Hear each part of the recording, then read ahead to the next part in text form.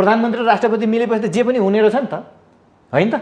ठिक छ, भनेपछि यो चरणबाट करेक्सनका लागि त्यो लिइया हो, राखिया थियो, तर त्यो धारातिर टेक्नु भएन। र जहाँ अब 5 को कुरा छ, 5 अनुसार चाहिँ राष्ट्रपतिले आह्वान गरेपछि प्रतिनिधि सभामा प्रतिनिधित्व गर्ने दलको हिसाबले हेर्दा त नेपाली काङ्ग्रेसको संसदीय दलको नेता हुनुहुन्छ।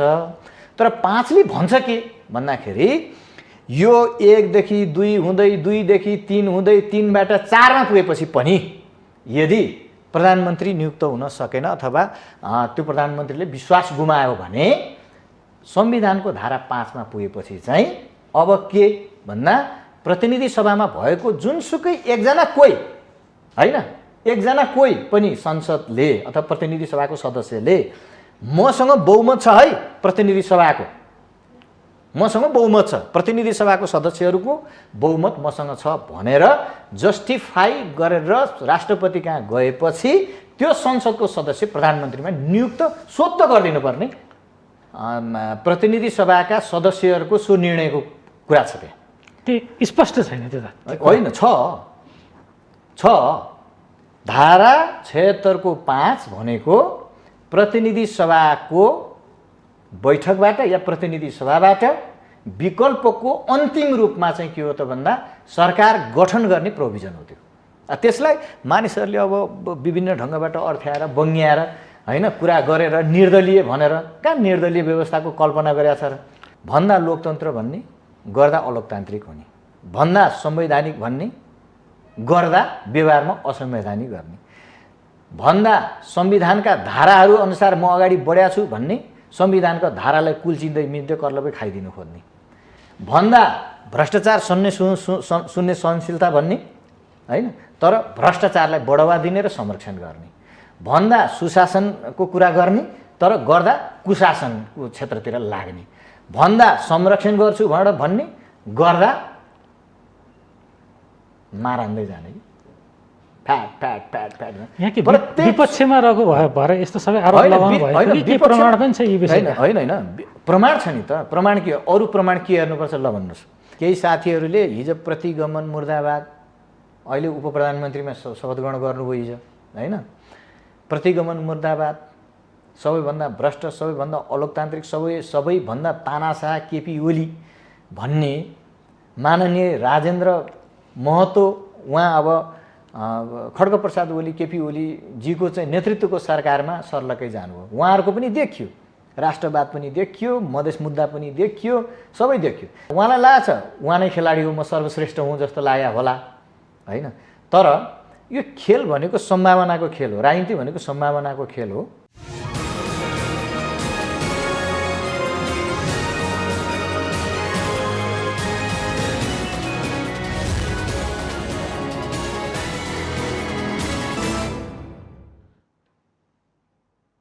नमस्कार दर्शकबिन, स्वागत छ कार्यक्रम आजको सन्दर्भमा। म प्रताप दुलाल।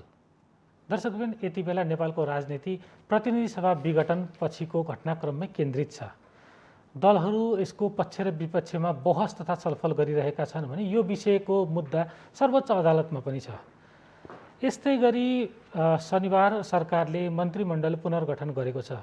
त्यो पुनर्गठनसँगै नेपाली राजनीतिमा एउटा फरक किसिमको तरङ्ग आएको छ। यसले फेरि नयाँ किसिमको विवादहरू सिर्जना गरेको छ। कतिपयले यो मन्त्रीमण्डल पुनर्गठनलाई असंवैधानिक भनिरहेका छन् भने सरकार पक्षहरूले यसको बचाउ गरिरहेका छन्। आज हामी यिनै समसामयिक राजनीतिक विषयवस्तुमा केन्द्रित रहेर कुराकानी गर्छौँ र यी विषयमा कुराकानी गर्नका लागि यति बेला हामीसँग हाम्रो स्टुडियोमा उपस्थित हुनुभएको छ पूर्व गृह राज्य मन्त्री तथा रामेछापबाट प्रतिनिधि सभा सदस्यमा विजयी हुनुभएका सदस्य श्याम कुमार श्रेष्ठज्यू। आउनुहोस्, उहाँलाई स्वागत गरौँ। यहाँलाई स्वागत छ कार्यक्रममा। धन्यवाद छ प्रतापजी। यति बेला वास्तवमा नेपालको राजनीति प्रतिनिधि सभा विघटन पछिकै घटनाक्रममा केन्द्रित थियो र शनिबार सरकारले मन्त्रीमण्डल पुनर्गठन पनि गरेको छ। यहाँको दल नेकपा माओवादी केन्द्रले यो घटनाक्रमलाई कसरी हेरिरहेको छ? यहाँले यो घटनाक्रमलाई कसरी हेरिराख्नु भएको छ? अब प्रतापजी, यो बडा चाहिँ यो मुलुकले अब कस्तो कस्तो राजनीतिक चित्रहरू देख्नुपर्ने हो। यतिसम्म भइसकिसकेपछि अब बाँकी के नै छ र? प्रधानमन्त्रीले प्रतिनिधि सभा विघटन गर्नुभयो, पहिलो कुरा प्रतिनिधि सभा विघटन गर्ने उहाँलाई संवैधानिक त्यो बाटो खुल्ला भएकै थिएन। संविधानको धारा 76 को 1 अनुसार उहाँ प्रधानमन्त्री हुनुभयो। अब हामी स्वयं तत्कालीन त्यो बेलामा दुईवटा कम्युनिस्ट पार्टीहरू, कम्युनिस्ट घटकहरू मिलेर एउटा सिङ्गो बृहत्तर कम्युनिस्ट एकताको चर्चा गर्दै हामीले पार्टी एकता गरेका थियौँ। त्यो पार्टी एकता सुन्दर उद्देश्य राखेर हामीले गरे हो। तर प्रधानमन्त्रीजीले अब कम्युनिस्ट मुभमेन्टलाई सही अर्थमा बुझ्नु भएको रहेनछ। हामीले त्यस्तो बुझेका थिएनौँ। हामी त समाजवादमा पुग्ने भनेर भने समाजवादी यात्रा तय गर्नका लागि एउटा बृहत्तर कम्युनिस्ट एउटा मुभमेन्टले मात्रै त्यो सम्भव छ भन्ने कुरा हामीलाई लाग्यो। हामीले गऱ्यौँ, सुन्दर उद्देश्य राखेर गरिया हो। तर अब उहाँ संविधानको धारा 76 को 1 अनुसार प्रधानमन्त्री बन्नुभएको हो। नेकपा, नेपाल कम्युनिस्ट पार्टी नेकपाको संसदीय दलको नेताको हैसियतले उहाँ प्रधानमन्त्री हुनुभएको हो। पछि फेरि के हो भन्दाखेरि चाहिँ उहाँको जुन प्रकारको यो असंवैधानिक कदमहरू चाल्दै उहाँ जानुभयो, पुसको 5 गते सदन अब प्रतिनिधि सभा भनौँ विघटन गर्नुभयो। 2 सदनात्मक 1 व्यवस्थापिका भनेर भनिया छ अहिलेको हाम्रो अब राष्ट्रिय सभा र प्रतिनिधि सभालाई 2 सदनात्मक 1 व्यवस्थापिका भनेर भनिया छ। प्रतिनिधि सभा विघटन गरिसकिसकेपछि उहाँको विरुद्ध सडक सङ्घर्ष भयो, उहाँले चालेको कदमको विरुद्ध। त्यसपछि सर्वोच्च अदालतबाट चाहिँ नि प्रतिनिधि सभा फेरि चाहिँ पुरानै अवस्थामा फर्किसकिसकेपछि हामी अब ल सच्चिनुहोस्, राजीनामा दिनुहोस् भन्यौँ हामीले। किनभने त्यो अक्षम्य थियो। हामी भर्खरै चाहिँ के हो भने ठुलो एउटा आन्दोलनबाट, ठुलो बलिदानबाट, कुर्बानीबाट हैन, ठुल्ठुला चाहिँ जनताको चाहिँ राजनीतिक आन्दोलनको कीर्तिमानहरूको बीचबाट हामी अहिले सङ्घीय लोकतान्त्रिक गणतन्त्रमा आएका हौँ। तपाईँले यो अक्षम्य प्रकारको गल्ती गर्नुभयो। त्यसकारण तपाईँ अब बिना शर्त अब राजीनामा दिएर मार्ग प्रशस्त गर्नुहोस् भनेर भनियो। र त्यसो भन्दै गर्दा उहाँले के भन्नुभयो भन्दाखेरि अब प्रतिनिधि सभा पुनर्स्थापित गरे पनि हैन, संविधानको धारा टेकेरै म चाहिँ नि फेरि पनि प्रधानमन्त्रीका लागि चाहिँ नि दाबी गर्छु भनेर उहाँले त भन्नुभएको हो। तर उहाँलाई त्यो भन्ने अधिकार थिएन। यदि राजनीतिक नैतिकता भन्ने कुरा नैतिकता भित्रको पनि अझ त्यो त्यसको चाहिँ उचाइ हैन धेरै माथि शिखरमा हुन्छ के।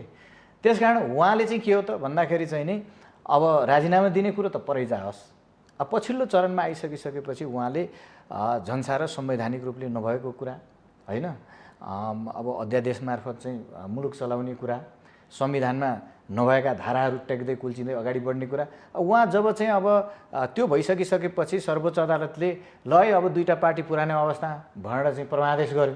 त्यो गरेपछि हामी अलग हुने कुरा भइहाल्यो। किन कानुनी राज्य हामीले भनेका छौँ, कानुनी सर्वोच्चता भनेका छौँ, संवैधानिक सर्वोच्चता भनेका छौँ। अब अदालतले त्यो प्रकारको चाहिँ फैसला गरिसकिसकेपछि हामी एक ठाउँ बस्न मिलेन, संवैधानिक रूपले पनि मिलेन, विधिका हिसाबले पनि मिलेन, व्यवहारका हिसाबले त हामी ठुलो एउटा हिस्सा पार्टीभित्रकै ठुलो हिस्सा सडकमा भयौँ। उहाँ सत्ताको नेतृत्वमा रहनुभयो।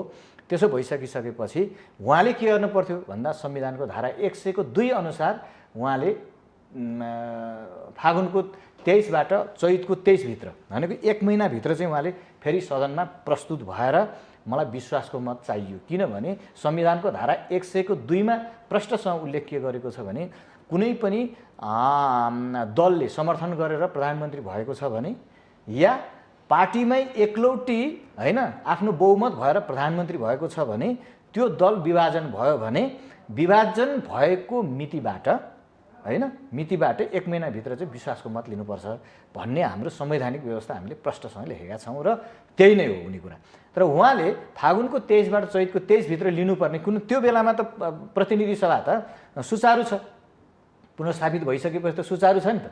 उहाँले संविधानको धारा 100 को 2 तिर जाने चेष्टै गर्नुभयो। अनि एउटा प्रश्न यहाँलाई बिचमै सोध्न मलाई मन लाग्यो, यो खालको संवैधानिक प्रावधानहरू जुन खालको छ अहिले अस्पष्ट भएको कारणले आफू खुसी व्याख्या गर्ने चलन चल्यो, त्यो कारणले पनि यो अवस्थाहरू आएको हो कि? किनभने यही खालको विवाद अहिले संविधानको धारा 76 को उपधारा 5 मा पनि यही खालको विवाद छ कि।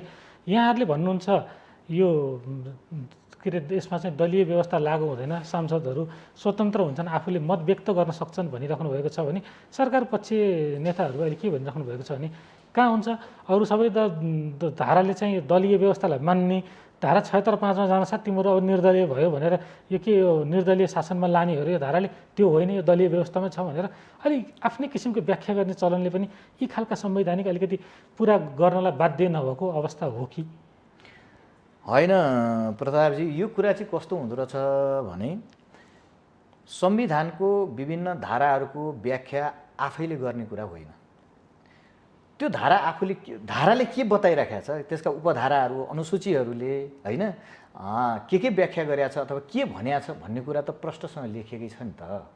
त्यसैले एकदलीय व्यवस्थाको परिकल्पना पहिलो कुरो म प्रष्टसँग भन्न चाहन्छु यो संविधानले गरेको छैन। किनभने एकदलीय व्यवस्था, द्विदलीय व्यवस्था, बहुदलीय व्यवस्था, पञ्चायतकाल, राणाकाल यी सम्पूर्ण प्रकारको राजनीतिक कालहरूलाई बिहोर्दै नेपाली जनताले यी सबै कुराबाट मुक्त हुनुपर्छ र मुक्ति पाउनुपर्छ भनेर चाहिँ आन्दोलन भएको, सशस्त्र आन्दोलन भए, शान्तिपूर्ण आन्दोलन भए होइन, विभिन्न प्रकारका चाहिँ आन्दोलनहरू भए। अब यतातिर नजाउँ, यो किन तपाईँ हामी आफै संलग्न भएर यो व्यवस्था ल्याएका हौँ र यो संविधानले एकदलीय व्यवस्थाको परिकल्पना गरेको छ भनेर साथीहरूले जो भन्नुहुन्छ भने निर्दलीय चाहिँ निर्दलीय अझ होइन, एकदलीय भने निर्दलीय होइन, त्यो परिकल्पना गरेको छ भनेर कसैले भनिराख्नु भएको छ भने उहाँहरू निर्दलीय व्यवस्थाको पक्षपातीको रूपमा हामीले भनिराख्नु पर्दैन, उहाँहरू स्वयं व्यक्त गरिराख्नु। अनि यहाँहरूले अहिले भने कि यही होइन र धारा 76(5) मा जुन खालको सांसदहरू स्वतन्त्र हुनु भनेको त्यो धारामा पुग्न साथ कुनै दलसँग आबद्ध भएन, आफ्नो विवेक प्रयोग गर्न पाइन्छ भनेको त निर्दलीय व्यवस्था नै भयो नि होइन। त्यसमा यस्तो भन्न खोजिया हो, त्यो के हो भने विगतका दिनहरूमा जस्तो 2047 संविधानको धारा 53 को 4 मा के उल्लेख गरिएको थियो भन्दाखेरि यहाँहरूलाई नि थाहा छ, प्रधानमन्त्रीको सिफारिसमा संसद विघटन गर्न पाउँथ्यो त्यो बेलामा। प्रष्टसँग त्यो धारा उल्लेख गरिएको थियो। यदि प्रधानमन्त्रीले चाहिँ यो संसद अब चाहिँ नै कामयाबी छैन भन्ने कुराको उसको विवेकमा लाग्यो भने उसले के भन्छ के अरे चाहिँ सिफारिस गर्ने बित्तिकै उसको मन्त्री परिषदले सिफारिस गर्ने बित्तिकै राजाले चाहिँ के हो त भन्दा विघटन गरिदिन पाउने स्पष्टसँग सुस्पष्ट प्रावधान त्यो बेलामा थियो। र म साथीहरूलाई के प्रष्टसँग भन्न चाहन्छु भने त्यतिखेरको 47 सालको संविधानको अभ्यासमा हुनुहुन्छ कि उहाँहरू 72 सालको असोज 3 गतेको यो संविधानको अभ्यासमा हुनुहुन्छ? मलाई लाग्छ त्यो कुरा उहाँले गर्दै हुनुहुन्छ भने 47 सालको संविधानको धारा 53 को 4 लाई उहाँहरूले व्याख्या गरिराख्नु भएको छ। यसको मतलब के हो भने अहिलेको परिवर्तनलाई उहाँहरूले आत्मसात गरिराख्नु भएको छैन भन्ने कुरा प्रष्ट हुन्छ। म धारा 76 को 5 को तपाईँलाई भनौँ, एक अनुसार प्रष्ट बहुमत भएको प्रधानमन्त्री, 76 को उपधारा 2 अनुसार 2 वा 2 भन्दा बढी दलहरू मिलेर, त्यो 2 वा 2 भन्दा बढी दलहरू मिलेर पनि होइन प्रधानमन्त्री बन्ने खालको अवस्था सिर्जना भएन भने धारा 3 अनुसार प्रतिनिधि सभामा प्रतिनिधित्व गर्ने दलहरू मध्येको सबैभन्दा ठुलो दल कुन छ सङ्ख्याका हिसाबले, नम्बरका हिसाबले, त्यो दलको संसदीय दलको नेतालाई प्रधानमन्त्रीमा नियुक्त गर्ने। तर 76 को 3 अनुसार उपधारा 3 अनुसार चाहिँ नियुक्त भएको प्रधानमन्त्रीले 76 को उपधारा 4 अनुसार 30 दिनभित्रमा चाहिँ के हो त भन्दा विश्वासको मत फेरि प्रतिनिधि सभाबाट लिनुपर्ने व्यवस्था छ। यो क्लियर? यति कुरा क्लियर हो नि? अब उहाँले फागुनमा जब संसद पुनर्स्थापना भएपछि फागुनको 23 गतेबाट चैतको 23 गतेभित्र लिनुपर्ने विश्वासको मत लिनु भएन, ती संविधानमा लात हान्नुभयो, संविधानमा गरिएका प्रावधानभन्दा विपरीत जानुभयो। दोस्रो कुरा के भयो, उहाँले वैशाखको 27 गते धारा 100 को 1 अनुसार ल म विश्वासको मत लिन जान्छु भनेर भन्नुभयो। त्यसपछि धारा 2 अनुसार उहाँलाई चाहिँ प्रतिनिधि सभामा चाहिँ जम्मा 93 मत प्राप्त गर्नुभयो। उहाँले 271 मा 93 मत भनेको असाध्यै झिनो मत हो, अल्प मत हो। त्यसो भएपछि 100 को 3 अनुसार चाहिँ 2 अनुसारको बहुमत प्राप्त नभएपछि, विश्वासको पक्षमा बहुमत नभएपछि स्वतः पदमुक्त हुनुभयो। कहिले? वैशाखको 27 गते। त्यसपछि सम्माननीय राष्ट्रपतिज्यूबाट ल अब दलहरूलाई चाहिँ के हो त भन्दाखेरि चाहिँ नि ल बहुमत पुर्याएर धारा 5 अनुसार चाहिँ सरकार गठनका लागि आउनु भनेर भन्नुभयो। त्यहीँनिर त्रुटि छ। त्यो किन त्रुटि भयो भन्नुहुन्छ भने संविधानको धारा 76 को उपधारा 4 अनुसार उहाँ चाहिँ विश्वासको मत लिन जानुपर्ने संवैधानिक बाध्यकारी व्यवस्था छँदै थियो होइन, छँदै थियो। त्यो बेलामा पहिलो कुरो त बहाल रहेको प्रधानमन्त्रीले त्यसरी चाहिँ नि त्यो गर्नै मिल्दैन, किनभने उहाँ त अल्पमतको प्रतिनिधि सभामा सबैभन्दा ठुलो दल तर अल्पमतको सरकारको नेतृत्व नै गर्नुभएको छ उहाँले। 30 दिनभित्र त उहाँले लिनु पर्थ्यो नि त, त्यो लिनु भएन। त्यो नलिसकेपछि 5 मा जानु नै त्यहाँ असंवैधानिक थियो होइन, असंवैधानिकै हो त्यो।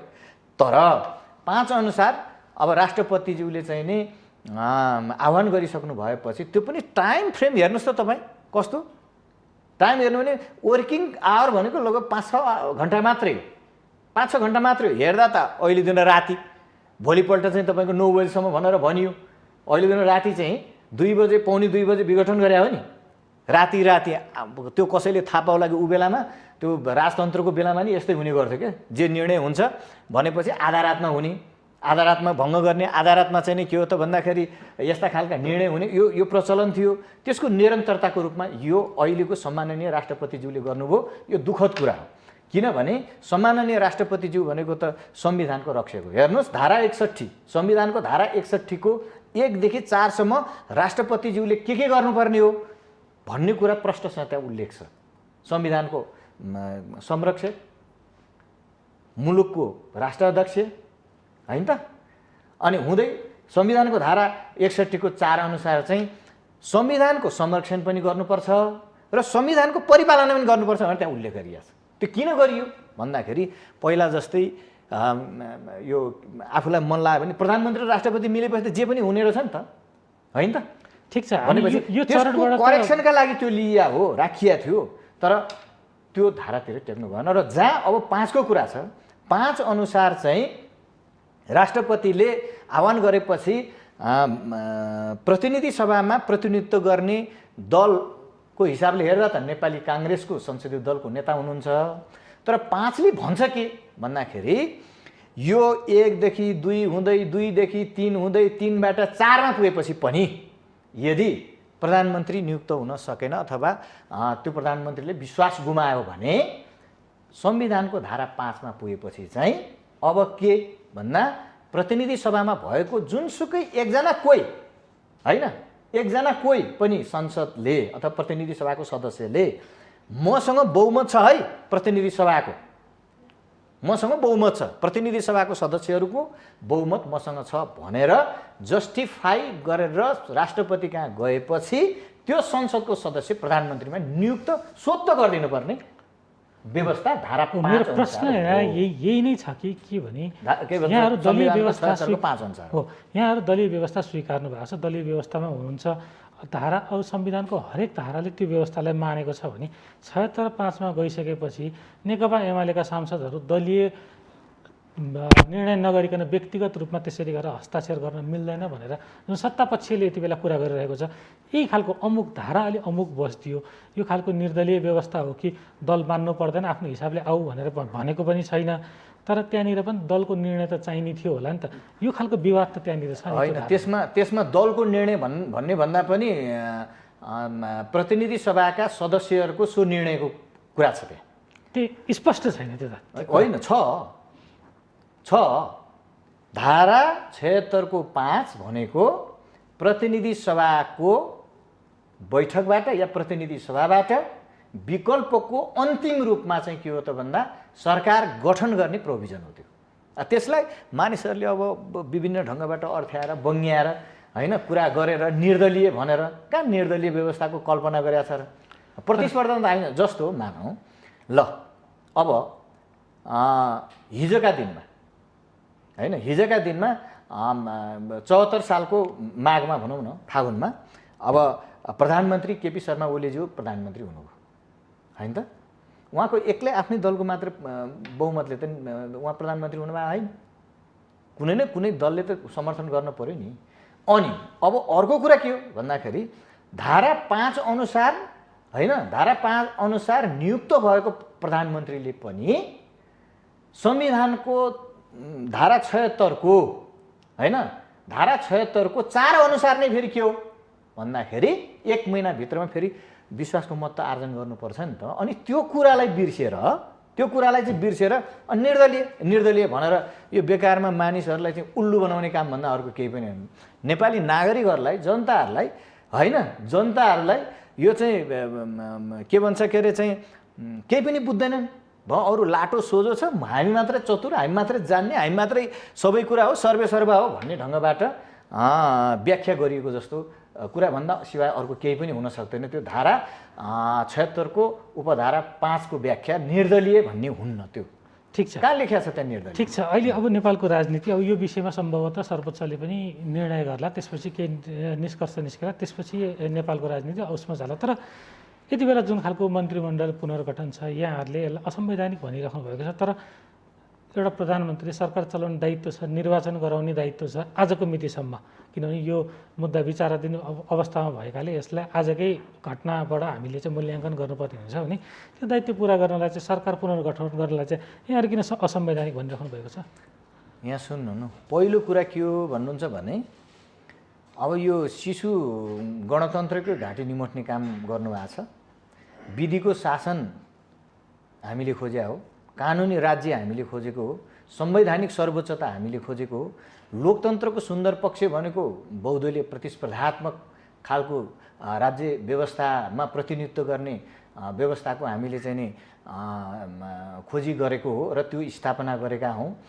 अब अहिले त हेर्दै जाँदा त तपाईँ कस्तो देखिन्छ भने उहाँले त भन्दा लोकतन्त्र भन्ने गर्दा अलोकतान्त्रिक हुने, भन्दा संवैधानिक भन्ने गर्दा व्यवहारमा असंवैधानिक गर्ने, भन्दा संविधानका धाराहरू अनुसार म अगाडि बढ्या छु भन्ने संविधानका धारालाई कुल्चिँदै मिच्दै कर्लबै खाइदिनु खोज्ने, भन्दा भ्रष्टाचार सुन्ने सहनशीलता भन्ने होइन, तर भ्रष्टाचारलाई बढावा दिने र संरक्षण गर्ने, भन्दा सुशासनको कुरा गर्ने तर गर्दा कुशासनको क्षेत्रतिर लाग्ने, भन्दा संरक्षण गर्छु भनेर भन्ने गर्दा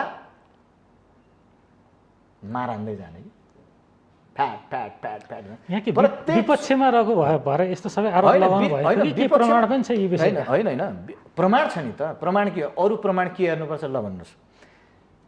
प्रतिनिधि सभा निर्वाचन भएको 5 वर्षसम्म उसको कार्यकाल हुन्छ भनेर संविधानमा हामीले प्रष्टसँग लेखेका छौँ। एकदम क्लियर हो नि। कार्यकाल कति हुन्छ भन्दा 5 वर्ष हुन्छ होइन त। अब 5 वर्षको कार्यकाल भएको प्रतिनिधि सभालाई उहाँले 3 वर्ष पनि नलाग्दै चाहिँ तपाईँको निमोडिदिइहाल्नु।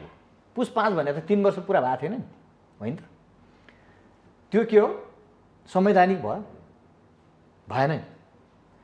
त्यसपछि अब छँदाखँदाको प्रतिनिधि सभालाई विघटन गरेर मुलुक चाहिँ तपाईँको अध्यादेश मार्फत चलाइराख्ने। विभिन्न अध्यादेश करिब 70-71वटा चाहिँ अध्यादेशबाट मुलुक चल्ने भए लोकतन्त्र किन चाहियो? किन चाहियो? हिजो राजा महाराजाले गरेकै थियो नि यस्तै खालको अभ्यास। उहाँलाई त्यति सबै अहिले अब चुनावमा गएर बहुमत ल्याएर भोलि त्यसैले पास गर्छु भन्ने छ नि। ए बाबा, मान्छेहरूलाई लाग्न सक्छ। त्यसकारण केपी शर्मा ओलीलाई के लागेको छ भने हिजो नारायण हिटी दरबारमा बसेर शासन सत्ता सञ्चालन गर्ने राजा महाराजाहरूले जे सोच्थ्यो नि, जे लाग्थ्यो नि, त्यो गर्दै गर्दै जाँदाको दुर्गति नारायण हिटीबाट कहाँ? नागार्जुन होइन त? हो नि। आज उहाँ बालुवाटारमा बसेर के गर्दै हुनुहुन्छ भन्दा उहाँलाई पनि त्यस्तै लागेको छ कि अहिले। त्यस्तै लागेको छ उहाँलाई। आधुनिक नयाँ म राजाभन्दा के कम भने जस्तो लागेको छ उहाँलाई, होइन? त्यस्तो भएको छ उहाँलाई। त्यो भएको छ, यो भ्रम हो, उहाँको भ्रम हो। र कहाँबाट कसरी सञ्चालित हुनुभएको छ भन्ने कुरो मैले धेरै व्याख्या गर्न पनि चाहन्न, किनभने यस्ता खालका टिका टिप्पणीहरू मिडिया मार्फत अरू मार्फत विभिन्न ठाउँमा सार्वजनिक कार्यक्रममा धेरैचोटि गरिसक्यो। तपाईँ कार्तिकको 5 गते रका प्रमुख सामन्त गोयल आउनुभयो प्रधानमन्त्रीको निमन्त्रणामा। बालुवाटारमा राति बसेर के भयो पत्रकार साथीहरूदेखि लोकलाई थाहा छ। त्यस दिनबाट हिसाब गर्दै गर्दै तपाईँ आउनुहोस् त, कार्तिकमा त्यो भयो होइन। पार्टीको चाहिँ छलफल बहस भइराखेको थियो। छलफल बहसमा नआउने प्रधानमन्त्री पार्टी अध्यक्ष बैठकमा आइदिनु पर्यो भनेर सचिवालयका बहुसङ्ख्यक सदस्यहरूले, तत्कालीन पार्टी है सदस्यहरूले ल बैठकमा आइदिनु पर्यो भनेर लिखित पत्र लिएर चिठी लेखेर चाहिँ बैठकमा बोलाउनु पर्ने, त्यति गरेर बोलाउँदा नि बैठकमा नआइपुग्ने। पार्टी भातामुङ्ग, नेकपा खारेज हो। अब प्रतिनिधि सभा खारेज भङ्ग, त्यो भयो। हुँदाहुँदै फेरि के भयो भन्दाखेरि अस्ति चाहिँ नै जेठको चाहिँ 7 गते राति 1:45 बजे फेरि पुनः भङ्ग, जुन कुरा सर्वोच्च अदालतमाथि पनि मानहानि भएको छ। यो मानहानि भएको छ। त्यसो हुँदाखेरि संविधानको धारा 28 आकर्षित हुन सक्छ। मैले त त्यसो भन्छु, किन संविधान त मान्नु पऱ्यो नि। सम्माननीय हुने बित्तिकै सबै कुरा चाहिँ मै हुँ, मैले जे गर्छु त्यही भन्ने कुरो त हुँदैन नि त। त्यहाँ संविधानले त सबैलाई समान खालको चाहिँ तपाईँको दायरामा राख्नुपर्छ, त्यो मान्नुपर्छ। त्यो संविधानभन्दा माथि कोही व्यक्ति हुँदैन। ठिक छ, हाम्रो संवाद जारी नै रहनेछ। दर्शकबिन, यति बेला कार्यक्रममा पालो भएको छ विश्रामको। विश्रामपछि हामी आउने नै छौँ, हामीसँगै रहनुहोला।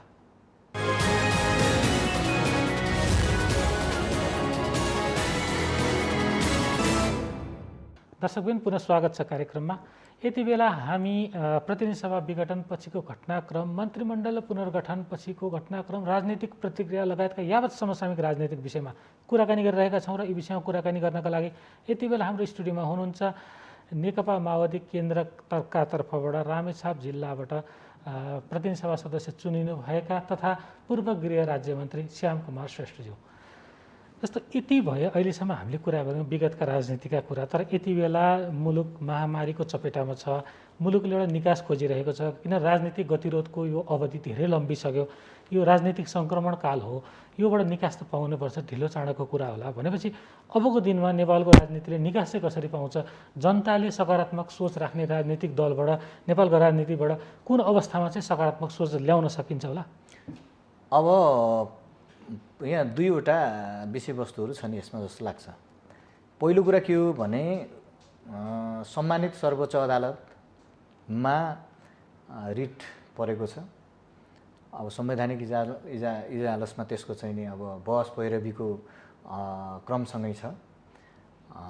सर्वोच्चले अब भोलि 23मा चाहिँ फेरि चाहिँ यस विषयमा फेरि चाहिँ छलफल गर्ने अथवा कार्यादेश दिने या परमादेश दिने या नदिने त्यो भोलि अब हामी पर्ख्यौँ।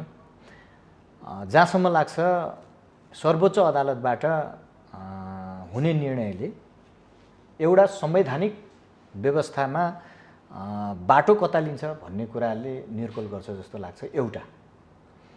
दोस्रो चाहिँ के हो भन्नुहुन्छ भने अब यदि हैन अन्यथा अर्को अर्थ नलागोस्, यदि हामीले के भनेका छौँ भन्दाखेरि व्यवस्थापिका, कार्यपालिका, न्यायपालिका शक्ति पृथकीकरणको सिद्धान्तका आधारमा यी तीनैवटा अङ्गहरूको आफ्नै प्रकारको दायित्व र भूमिकाहरू छन्। त्यो दायित्व र भूमिकामा प्रतिनिधि सभा त अहिले छैन। किन? व्यवस्थापिकालाई कार्यपालिकाले मतलब जबरजस्त खाने कोसिस गरिरहेको छ। तर मलाई लाग्छ यो त्यति पाच्य चाहिँ हुन्छ जस्तो लाग्दैन। यसको भारी धेरै महँगो नै पर्छ हैन। अहिलेको प्रधानमन्त्रीज्यूलाई धेरै महँगो पर्छ। उहाँको आफ्नो तर्फबाट के हो त भन्दा नभएको काम गर्दै जाने, एकचोटि हो र पटक पटक गर्ने। अनि यो गर्दै जाँदाखेरि त भोलि तपाईको सर्वोच्च अदालतबाट चाहिँ नि न्याय सम्पादनको क्षेत्रमा हैन, न्याय सम्पादनको क्षेत्रमा राष्ट्रिय अन्तर्राष्ट्रिय जगतले हेरिरहेको छ यो विषय के हुन्छ भनेर हैन। 146 जना सांसदहरूको भौतिक उपस्थितिमा है हामी यहाँ जिउँदैछौँ। आज मैले यो लोगो लगाएकै छु किनभने केपी ओलीले यो लोगो लाउन पाउन्नस् भनेर भने हैन त। हामी जस्ता निर्वाचित भएका, हामी 5 वर्षका लागि निर्वाचित भएर आएका हौँ हैन, आएका हौँ। हिजो 5 गते पुसको 5 गते विघटन पहिलोचोटि गर्दाखेरि हामी मरेका छैनौँ, बाँचेकै छौँ भनेर सडकमा गयौँ हैन त। आज यो 77 पुस 5 को दोस्रो संस्करणको रूपमा चाहिँ 78 को जेठको 7 मध्यराति हो। त्यसकारण अहिले पनि हामीले के भनिरहेका छौँ भने हामी मरेका छैनौँ, बाँचेकै छौँ, बाँचेका छौँ। यसको आयु अझै बाँकी छ 2 वर्ष। त्यसकारण अब के हो भन्नुहुन्छ भने हामीले त कानुनी राज्यलाई शिरोधार्य गर्ने भएपछि हैन, यो 3वटा अङ्गहरूको आफ्नै खालको भूमिका भनिसकेपछि त्यो भूमिकामा न्यायपालिका आज आइपुगेको छ।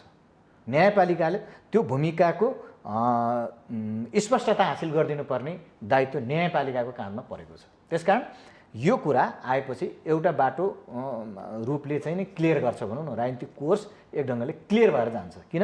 संसद फेरि सुचारू हुन्छ, संसदमा बहुमत संसदहरूले प्रधानमन्त्री नियुक्त गर्छ, त्यो प्रधानमन्त्री नियुक्त भइसकिसकेपछि एउटा ढङ्गले चाहिँ नै अगाडि मुभ हुन्छ होइन। एउटा विषय यो। अर्को चाहिँ अब अहिले आशंका गर्ने कुरा होइन, तर यदि संवैधानिक सर्वोच्चताको विषयलाई यो वा त्यो कुनबाट, यो वा त्यो बहानाबाट संविधान मिच्ने काम होइन, जनताका प्रतिनिधि संस्थालाई चाहिँ चिरहरण हुने काम सबैतिरबाट भयो भने जसलाई आशा गरेको छ, विश्वास गरिएको छ सबैतिरबाट भनौँ, त्यस्तो भयो भने अब हामीसँग त सडकमा जानुको विकल्प, जनतासँग जानुको विकल्प, जनता सडकमा आउनुको विकल्प के हुन्छ? त्यहाँदेखि यो दुईटा बाटो अहिले हामीले के भनेका छौँ भने सर्वोच्च अदालतप्रति पनि प्रधानमन्त्रीज्यूले चाहिँ के हो त भन्नुहुन्छ भने त्यो न्यायमूर्तिहरूको विरुद्ध पनि हो नि त उहाँको यो फैसला, यो जो कदम चाल्नुभयो जेठको 7 गते राति जो कदम चाल्नुभयो सर्वोच्च अदालतको निर्णयको बर्खिलाफमा पनि छ उहाँको कदम। त्यसकारण हामी आशा गरिराखेका छौँ कि अब यो छिटै भइदियो हुन्थ्यो भन्ने हो। तर अस्ति 77 पौष 5 गते भन्दा अहिले बढी चाहिँ रिट दायर भएको छ। त्यसलाई चाहिँ के हो त भन्दाखेरि सुनवाई हुन्छ। यो ढङ्गबाट हामी अगाडि बढ्छौँ। र अर्को कुरा, यतिखेर सरकारले चाहिँ अब गर्नुपर्ने काम यो बडा विचित्र। बजेट आयो अस्ति के अरे चाहिँ 15 गते हो। संविधानको धारा 119 को 3 अनुसार होइन प्रत्येक वर्षको जेठको 15 गते होइन व्यय के भन्छ के अरे आय व्ययको चाहिँ अनुमान बजेट चाहिँ प्रस्तुत गर्नु, बजेट ल्याउनु पाउने त्यो संवैधानिक व्यवस्था छ, गरिएको छ। तर त्यो कुन अवस्थामा भन्दाखेरि चाहिँ प्रतिनिधि सभा सुचारू भएको अवस्थामा त्यहाँ पेश गर्नुपर्छ भनेर भनिएको छ। अब 15 गते बजेट ल्याउनु छ, 1 हप्ता बाँकी छ। जेठको 15 मा बजेट ल्याउनलाई त्यतातिर तर्जुमा गर्न त कता होइन। अब 7 गते त प्रतिनिधि सभा भङ्ग गरिदिएर स्वेच्छाचारी ढङ्गले चाहिँ के हो त भन्दा बजेट ल्याइएको छ। अब बजेटको 2-3वटा पाटाहरू छन्। यसमा हामी बजेटमा एकचोटि फेरि प्रवेश गरौँला। अघि यहाँले भन्नुभयो, यहाँले 2टा विकल्प प्रस्तुत गर्नुभयो। एउटा त प्रतिनिधि सभा पुनर्स्थापना हुन्छ भन्ने यहाँले विश्वास व्यक्त गर्नुभयो र अर्को यहाँ षड्यन्त्रको कारण यसलाई नहुने अवस्थाको पनि परिकल्पना गर्नुभयो। तर यहाँ तेस्रो विकल्पको विषयमा पनि यहाँ केही समय अघिदेखि चर्चा चलिरहेको थियो। अब के भने यो प्रतिनिधि सभा हिजो यहाँहरू निर्वाचित हुँदाको अवस्थामा यहाँहरू वाम गठबन्धन गरेर जानुभयो, त्यतिखेरको राजनैतिक माहौल बिल्कुलै फरक थियो। आज यहाँहरू त्यो आकारमा हुनुहुन्न, त्यो स्वरूपमा हुन्न। त्यो अब सिद्धान्त यहाँले जुन समाजवाद उन्मुख भन्ने यात्रा पनि एक किसिमको धर्म रहेको अवस्था छ। यति बेला वास्तवमा राजनीतिक ध्रुवीकरणको पनि अवस्था छ।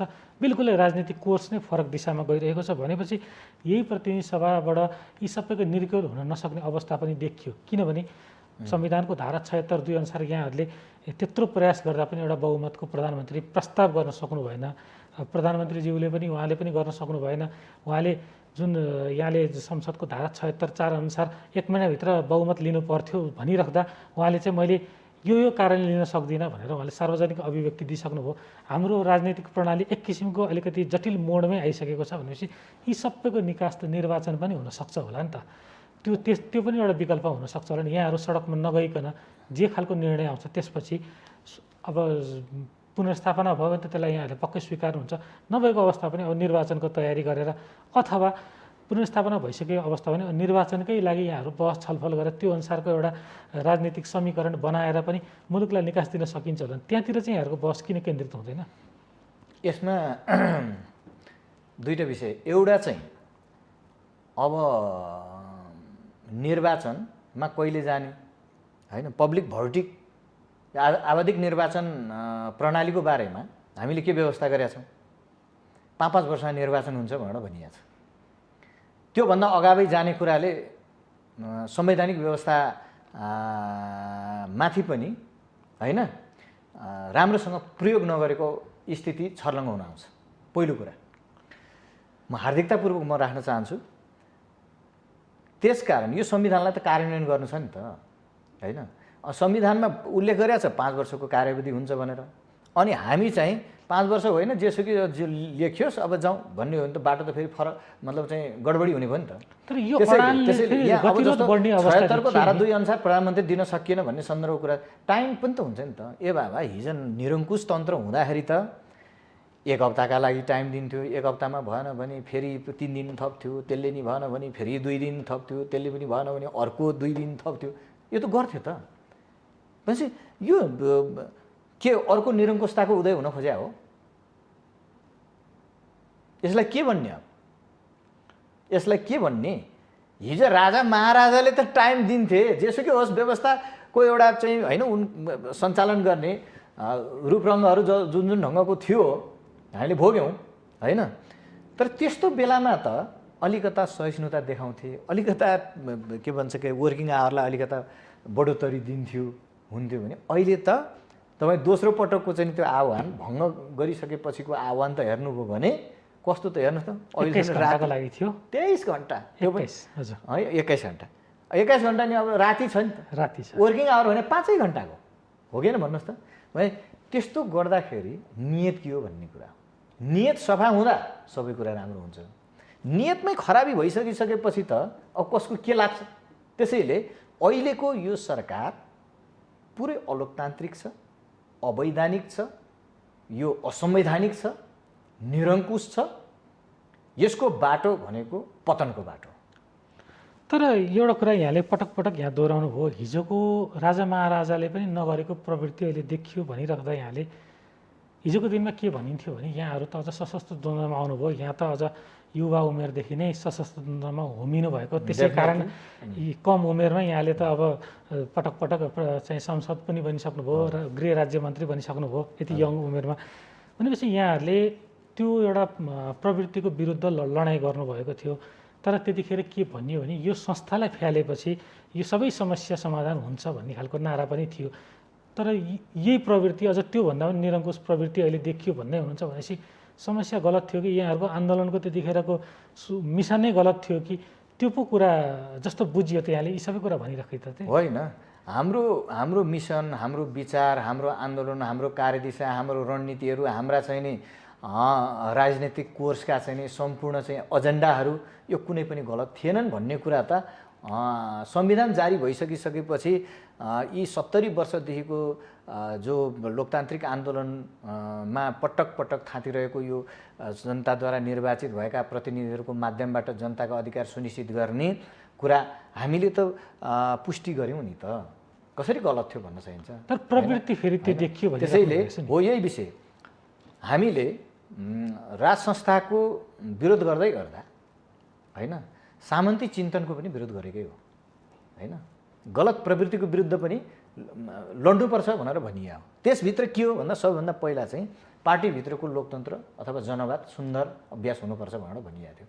तर पार्टी नेपाल कम्युनिस्ट पार्टी नेकपा बनिसकेपछि त हेर्नुहोस्, अब म पनि तत्कालीन नेपाल कम्युनिस्ट पार्टी नेकपाको केन्द्रीय सदस्य हेर्नुहोस्, 441 जनाको केन्द्रीय समिति सदस्य थियौँ हामी त्यतिखेर।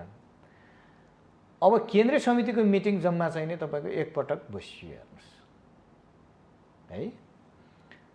अब 6 महिनामा केन्द्रीय समितिको मिटिङ बस्नुपर्छ भन्ने विधान त हामीले व्यवस्था गरेका छौँ। अन्तरिम विधान हेर्नु होला त्यहाँ होइन, अथवा थाहा पनि छ होला साथीहरूलाई है। नेपाल कम्युनिस्ट पार्टी नेकपाको 6 महिना बस्नुपर्छ भन्छ, 3 वर्षपछि बस्दैन। त्यो बसिसकेपछि पनि भनेपछि सुन्नु न, पार्टीको अध्यक्ष को हुनुहुन्थ्यो? खड्गप्रसाद ओली होइन त? अनि खड्गप्रसाद ओलीले केन्द्रीय समितिको मिटिङ नबोलाउने, पार्टीभित्र आन्तरिक जनवादको प्रयोग गर्न नदिने हो। अनि केन्द्रीय समितिभन्दा सर्वोच्च अङ्ग कुन हुन्छ? हरेक पार्टीहरूको दलीय व्यवस्थामा कुन हुन्छ? कुनै हुँदैन हो। उहाँले के गर्न खोज्नुभयो? पार्टीलाई बन्धक बनाउनु भयो, जनवादलाई चाहिँ तपाईँको चाहिँ बन्देज गर्नुभयो, मान्छेहरूलाई बोल्न पाउने, लागेको कुरा राख्न पाउने ठाउँ सिद्ध्याइदिनु हो होइन। पार्टीभित्र पहिला हान्नुभयो क्या उहाँले, पार्टीभित्रै पहिलो। दोस्रो कुरो अब के थियो भन्दा त्यो अवस्था उहाँलाई के बाध्य पर्यो त्यसरी हान्नु? किनभने पार्टी एकता गराउने एउटा मूल नायक त उहाँ पनि हो नि। होइन, त्यो अवस्था चाहिँ किन उहाँलाई किन बाध्य? पार्टी एकताको प्रस्ताव हाम्रा पार्टीका अध्यक्ष कमरेड प्रचण्ड हुनुहुन्थ्यो, पहिलो प्रस्ताव। अब उहाँलाई पनि के लाग्यो भने यो ठिकै कुरा आयो, अब एक भएर गएपछि त बहुमत आउँछ, म प्रधानमन्त्री हुन्छु होइन, र मलाई जे मन लाग्छ त्यो गर्छु, ठिकै भयो भन्ने उहाँलाई परेको रहेछ कि। अध्यक्ष कमरेड प्रचण्डले त समाजवादतिर जाउँ, सुशासन कायम गरौँ, मुलुकको दिगो विकास गरौँ, चुनावको दरबियानमा चाहिँ व्यक्त भएका भावना र विचारहरूलाई जनताको बिचमा चाहिँ सही साबित गरौँ भनेर उहाँलाई लागेको थियो। तर गर्दै गर्दै आउँदाखेरि त उहाँले अब कुनै न कुनै ढङ्गबाट कसैलाई यो नमिठै लागेको थियो होइन। त्यसमा के हो भन्दाखेरि पार्टी एकतालाई भर्याङ चढेर प्रधानमन्त्रीको चाहिँ आसन ग्रहण गर्न पुगिसकेपछि खड्गप्रसाद ओलीको बोली फेरिन थाल्यो। केही समय पछिबाट त त्यो भइसकेको थियो, किनभने उहाँ एकलौटी चल्नुहुन्थ्यो, पार्टीमा कुनै निर्णय हुँदैन थियो, पार्टीबाट कुनै सुझाव लिनु पर्दैन थियो, पार्टीको कार्यादेश केन्द्रीय समितिको मिटिङ जम्मा एकचोटि बस्यो होइन, राष्ट्रिय सभागृह हामी बस्यौँ, त्यो केन्द्रीय समितिले दिएका गाइडलाइन अनुसार उहाँ चल्दै चल्नु भएन। भनेपछि उहाँलाई के थियो त भन्दाखेरि यो पार्टी एकतालाई भर्याङ बनाउने, त्यसको जगमा बहुमत हासिल गर्ने, त्यो बहुमतको चाहिँ हासिल भइसकिसकेपछि बहुमतलाई टेकेर प्रधानमन्त्री हुने, कार्यकारी ठाउँमा पुग्ने, कार्यकारी ठाउँमा पुगिसकेपछि लोकतन्त्र रहोस् कि नरहोस्, प्रजातन्त्र रहोस् कि नरहोस्, गणतन्त्र रहोस् कि नरहोस्, यो सङ्घीयता रहोस् कि नरहोस्, अरूको आशंका छैन। सङ्घीयतै खारेज गर्नेतिर पो जाने हो कि भन्ने बजारमा, यो मैले भनेको कुरा होइन, यो बजारमा त्यस्तो सुनिन्छ। यदि त्यस्तो गर्दै जानुभयो भने होइन विदेशीहरूको शिखण्डी बन्ने सिवा अर्को खड्गप्रसाद ओलीलाई के देख्न सकिन्छ र? तर यहाँले यी सबै कुरा भनिरहँदा एउटा राजनीतिक यहाँहरूको लडाइँ पनि छ, वास्तवमा दाउपेच पनि छ। यहाँहरूले आफ्नो किसिमको बहुमत पुर्याउने जुन खालको खेल गर्नुभयो, प्रधानमन्त्रीजीले जुन शनिबार मन्त्रीमण्डल पुनर्गठन गर्नुभयो, त्यो पनि एउटा रणनीतिको पार्टको रूपमा पनि विश्लेषण भइरहेको छ। उहाँले भोलिका दिनमा प्रतिनिधि सभा पुनर्स्थापना भइदिएको खण्डमा पनि कमसेकम विपक्षीको बहुमत नपुगोस् र सकेसम्म मेरै पुगोस् भन्ने खालको रणनीति पनि लागिराख्नु भएको छ। अलिकति एउटा कुरा यहाँलाई अलिकति जटिल प्रश्न पनि हुनसक्छ, यो पछिल्लो जुन रणनीतिको यहाँहरूको जुन रस्साकसी चलिरहेको छ, अलिक प्रधानमन्त्रीजी चाहिँ एक कदम अगाडि हो कि जस्तो देखिएको छ यो सबमा, यहाँलाई त्यस्तो लाग्छ कि लाग्दैन? अब उहाँ त कस्तो भने आफूलाई सधैँभरि म सर्वश्रेष्ठ अगाडि बढेकै मान्छे हुँ भन्ने लागेको छ। मैले अघि नै पनि भनेँ, अब यो अहिले सरकार गठन गर्नु हेर्नु न, केही साथीहरूले हिजो प्रतिगमन मुर्दाबाद, अहिले उप प्रधानमन्त्रीमा शपथ ग्रहण गर्नुभयो हिजो होइन, प्रतिगमन मुर्दाबाद, सबैभन्दा भ्रष्ट, सबैभन्दा अलोकतान्त्रिक, सबैभन्दा तानाशाह केपी ओली भन्ने माननीय राजेन्द्र महतो उहाँ अब खड्गप्रसाद ओली, केपी ओलीजीको चाहिँ नेतृत्वको सरकारमा सर्लकै जानुभयो। उहाँहरूको पनि देखियो, राष्ट्रवाद पनि देखियो, मधेस मुद्दा पनि देखियो, सबै देखियो। हिजो नागरिकता विधेयक सदनमा प्रस्तुत हुँदाखेरि पास हुन नदिने को नेपाली काङ्ग्रेस हो, माओवादी केन्द्र हो, सम्पूर्ण संसद होला त्यसपछि होइन। खड्गप्रसाद ओली, केपी शर्मा ओलीजी हुनुहुन्थ्यो। उहाँको चाहिँ अहिले पनि यो मैले भनेको कुरा होइन, उहाँले बोलेको कुरा अहिले पनि युट्युबतिर चाहिँ पुरा भाइरल भइरहेको त छ हो। हिजो किन दिनु भएन भन्दा उहाँले हिजो चाहिँ नि अराष्ट्रियता देख्नु भएको थियो होइन। प्रोभिजनका हिसाबले केही त्यहाँ हाम्रा फरक विचारहरू छन् होइन, जे गरिराख्नु भएको छ अहिले। त्यसो भएको हुनाले अब कोर्स चाहिँ कस्तो भन्दा उहाँलाई लाग्छ उहाँ नै खेलाडी हो, म सर्वश्रेष्ठ हुँ जस्तो लाग्यो होला होइन। तर यो खेल भनेको सम्भावनाको खेल हो, राजनीति भनेको सम्भावनाको खेल हो होइन। बहुमत प्रतिनिधि सभाका सदस्य माननीय शेरबहादुर देउवासँग छ, अहिले पनि छ होइन। त उहाँको त त्यही त छलछाम, धोकाधडी, षड्यन्त्र होइन को बिचबाट उहाँ चलिराख्नु भएको छ। नेपाली चाहिँ उखान छ नि त होइन, कुनै गल्ती गर्यो भने मान्छेहरूले होइन के भन्छ के अरे एकचोटि डालोले छोप्छ अरे त्यसले के अरे डोकोले छोप्छ अरे त्यहाँबाट उ भयो भने डालोले छोप्छ अरे त्यहाँबाट के हुँदै जाँदाखेरि अनि थुन्सेले ठोक्छ थुन्से अनि हावाले हुत्याइदिएपछि त अनिखेरि के त्यो हावाले हुत्याउने टाइम आएछ त्यस्तो हो परिस्थिति। त्यसो भएको हुनाले अहिले हामीले के ठानेका छौँ भने अब यो दुर्भाग्य कुरा हो होइन, किनभने प्रतिगमनको मतियार बन्नलाई कोही शक्ति अहिले चाहिँ नि उहाँको पछि लागिरहेको छ भने हामीलाई लाग्छ यो स्वदेशी या विदेशी होइन, यो सबैतिरको चाहिँ चाल नेपालमा चाहिँ नि पर्खाल बनेर आएको छ। हस्, यहाँको महत्त्वपूर्ण समय र संवादको लागि यहाँलाई धेरै धेरै धन्यवाद। धन्यवाद छ तपाईँ लगायत तपाईँ प्रतापजी लगायत सम्पूर्ण साथीहरू र प्रत्यक्ष रूपमा यो आजको यो संवादलाई निहालिराख्नुहुने सबै दर्शकहरू या श्रोताहरू आम नागरिकप्रति म हार्दिक धन्यवाद पनि व्यक्त गर्न चाहन्छु, कृतज्ञता व्यक्त गर्न पनि चाहन्छु। हस्, धन्यवाद। दर्शकबिन, आजको श्रृङ्खलामा हामीले प्रतिनिधि सभा विघटन पछिको राजनीतिक घटनाक्रम, मन्त्रीमण्डल पुनर्गठन र यसका चाहिँ विभिन्न आयामहरूका बारेमा कुराकानी गऱ्यौँ र यी विषयमा कुराकानी गर्नका लागि हाम्रो स्टुडियोमा उपस्थित हुनुहुन्थ्यो नेकपा माओवादी केन्द्रका तर्फबाट रामेछाप जिल्लाबाट प्रतिनिधि सभा सदस्य चुनिनुभएका तथा पूर्व गृह राज्य मन्त्री श्यामकुमार श्रेष्ठ। आजको श्रृङ्खलामा यति नै। सत्य, तथ्य र निष्पक्ष समाचारको लागि हेर्दै रहनुहोला माउन्टेन टेलिभिजन एचडी। नमस्कार।